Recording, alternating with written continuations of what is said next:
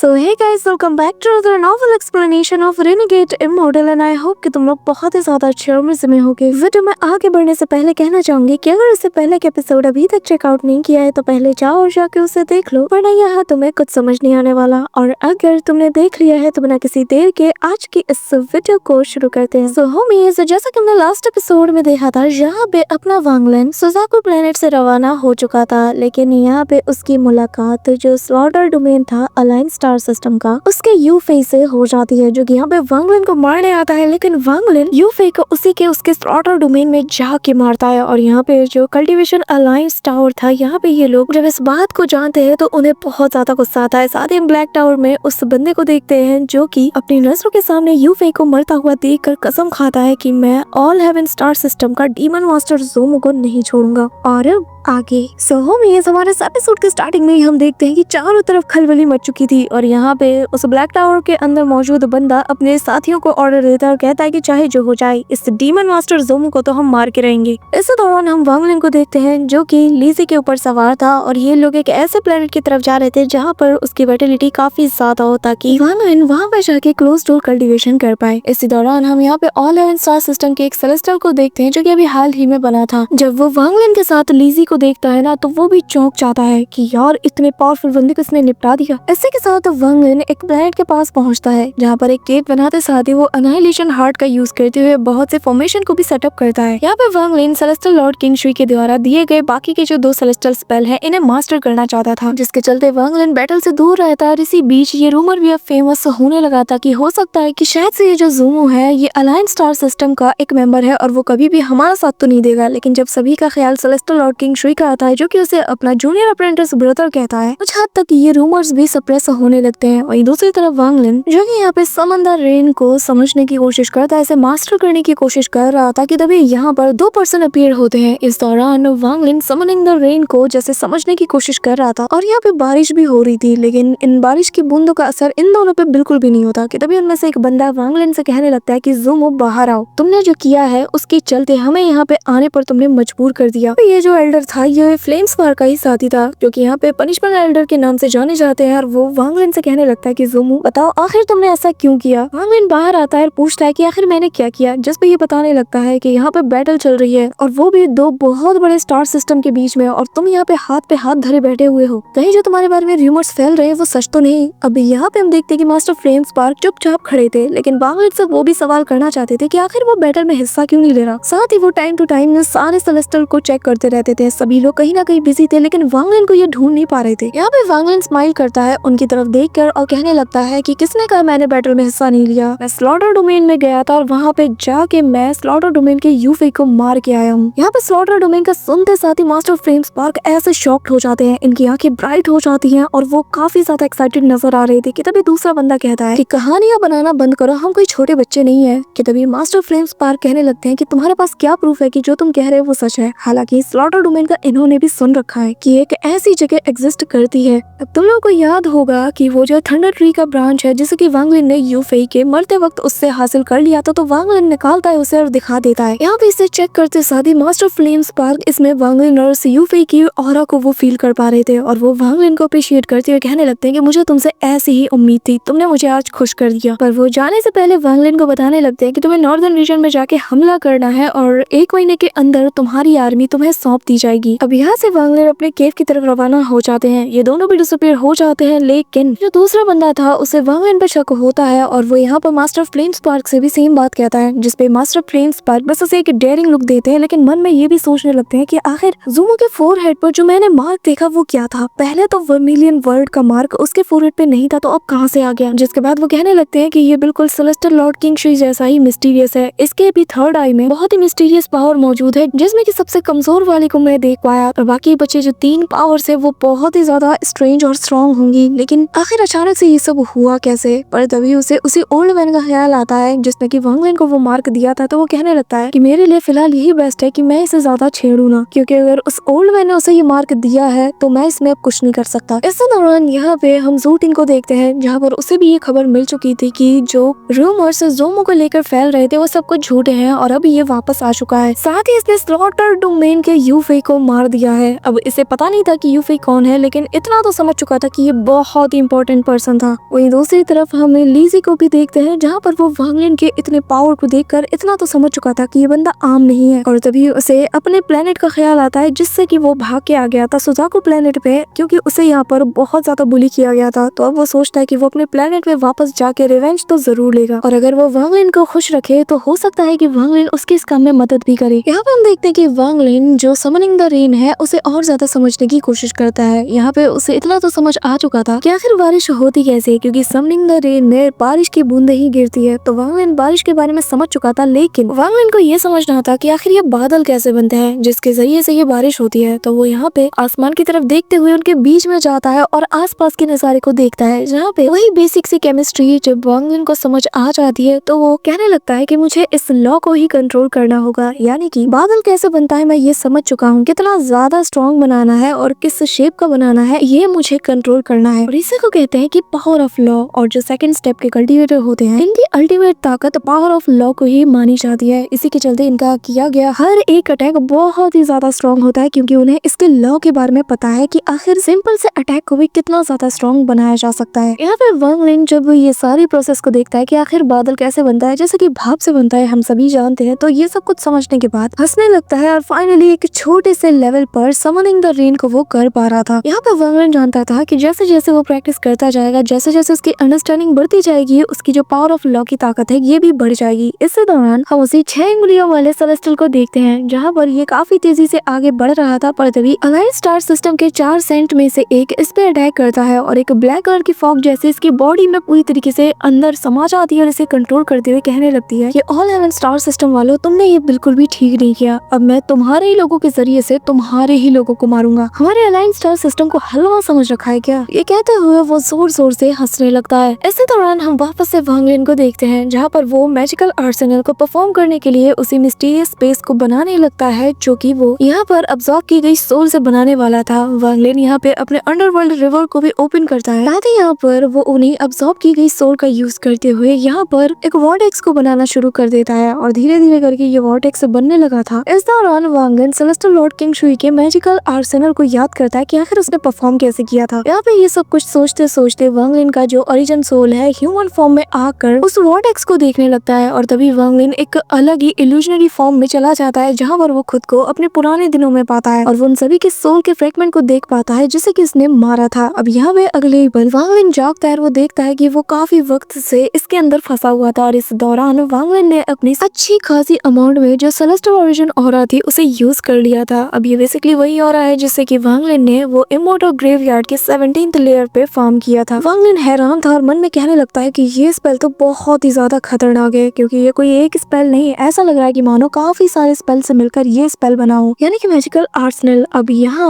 वांग लिन सोचने लगता है कि आखिर वो किस चीज का यूज करे कि जिसके जरिए से वो अपना एक मिस्टीरियस रियलम बना पाए, ताकि वो मैजिकल आर्सेनल को यूज कर पाए और अच्छे तरीके से। यहाँ पे वांग लिन तभी अपने सेलेस्टियल सीलिंग स्टैम्प का यूज करता है, और जब अंडरवर्ल्ड रिवर के साथ फ्यूज करता है तो इसका कलर ब्लैक हो जाता है, और सेलेस्टियल सीलिंग स्टैम्प के ऊपर जो यहाँ पे सर्कल्स बने हुए थे यानी कि रिंग टाइप के, वो सभी यहाँ पे ग्लो करते हुए अलग अलग लेयर्स में डिवाइड हो जाते हैं, और एक एक करके यहाँ पे 18 लेयर बन चुके थे, यानी कि वांग लिन का वो मिस्टीरियस स्पेस बन के रेडी हो चुका था। और यहाँ अंडरवर्ल्ड रिवर में जितने भी सोल्स को वांग लिन ने गैदर करके रखा था वो एक एक करके इसके द्वारा अब्सॉर्ब होने लगती है। वांग लिन इसे देखकर सरप्राइज था और इसे वो नाम देता है 18 लेयर का हेल रीइंकार्नेशन रियलम। यहाँ पे हम देखते हैं कि वांग लिन 1 बिलियन सोल फ्लैग को भी इसमें ऐड कर देता है, और ऐसे करते करते 18 लेयर तक बहुत से सोल्स फ्यूज हो जाते हैं, और जितना ज्यादा सोल फ्रेगमेंट स्ट्रॉन्ग होगा ये उतने ज्यादा हायर लेवल पर हमें नजर आता है। ब्लड एंसेस्टर जो कि निर्वाणा स्क्राइड लेवल का बंदा था, उसकी सोल का जो हिस्सा जो वांग लिन ने सील किया था वो हमें 14th लेयर पे नजर आता है। यहाँ पे वांग लिन के इस टैलेंट को देखकर था जो वो बड़े सर वाला बंदा था ये काफी ज्यादा शॉक्ड हो जाता है, इसके दिल में वांग लिन के लिए रिस्पेक्ट बढ़ जाती है। वही दूसरी तरफ मास्टर प्रेम स्पार को वेस्टर्न रीजन में पाते हैं, और इसी वेस्टर्न रीजन पर ऑल हेवन स्टार सिस्टम ने पूरी तरीके से अपना कब्जा कर लिया था। इसी दौरान अब यहाँ पे हम देखते हैं कि एक प्लेनेट का हमें सीन दिखाया जाता है जो कि वेस्टर्न रीजन में मौजूद था। साथ ही धीरे धीरे करके ये लोग नॉर्दर्न रीजन को भी पूरी तरीके से कब्जा करने वाले थे, पर उससे पहले ही यहाँ पे कुछ लोग आ जाते हैं। लाइन स्टार सिस्टम मैदान में एंट्री मारती है, यानी कि इस बैटल में ये लोग उतरते हैं, और भाई साहब आते साथ ही इतना टेरिफाइंग किलिंग इंटेंट ये वेस्टर्न रीजन में ऐसे फैला देते हैं कि यहाँ पर इन्हें किसी को भी कुछ भी समझ नहीं आता, और बड़े बड़े प्लैनेट सेकंड्स में ऐसे डिस्ट्रॉय होने लगते हैं, जिनके ऊपर ऑल 11 स्टार सिस्टम के बहुत ही पावरफुल कल्टीवेटर्स भी थे। लेकिन ये लोग यहाँ से बच के निकल नहीं पाते और धड़ाधड़ एक एक करके सभी लोग मारे जाने लगते हैं। मास्टर फ्लेम स्पार्क भी जब इस नजारे को देखते हैं तो वो भी दंग रह जाते हैं। और तो और ये लोग उस पोर्टल को भी क्लोज कर देते हैं, जिसके जरिए से ये लोग दूसरे रीजन में जा पाते हैं। मास्टर फ्लेम स्पार्क को याद आता है कि इन्होंने कुछ नोटिस तो किया था, लेकिन तब इन्होंने इस चीज को इग्नोर कर दिया था, क्योंकि उन्हें लगा था कि हम लोग इजीली इनके ऊपर डोमिनेट कर पाएंगे। कि तभी यहाँ पर 4 सेंट में से एक Old Man Black Wind Devil Saint यहाँ मास्टर फ्लेम स्पार्क के सामने अपीयर होता है और वो कहने लगता है कि बताओ मेरा तोहफा तुम्हें कैसा लगा।